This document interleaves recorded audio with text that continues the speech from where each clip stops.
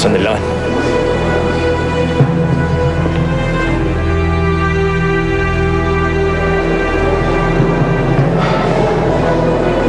Hindi na dapat magpunta sila Marcela dito.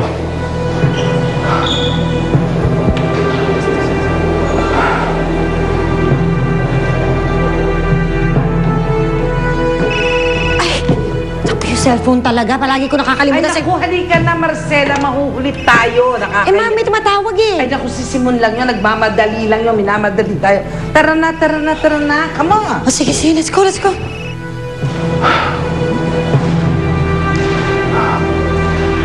Marcela, sumagot ka.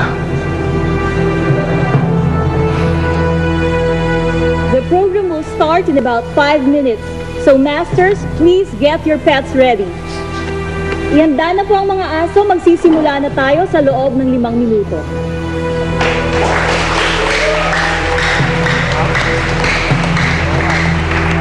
Guwapo naman ang boy tatay namin. Siyempre, magkamukha tayo eh. Junix, magkamukha raw kayo ng tatay mo. Ay, Ate Joanna, magsisimula ng show. Eh, Emily, nakita niyo na ba nanay ninyo? Baka maya-maya nandito na din po yun. Hindi naman kami titigil sa paghahanap, tay. O siya, mukhang magsisimula na yata. Sumiselos na yung organizers eh. Halika na, pwesto na tayo. Halika na.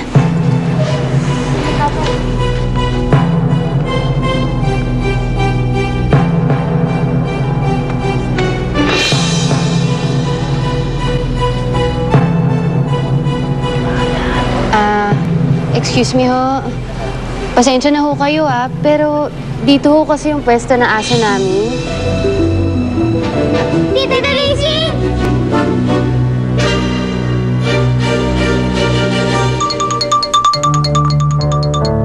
Alam ko na kung bakit pilit hinahanap ni na Daisy sina Emily. Bakit?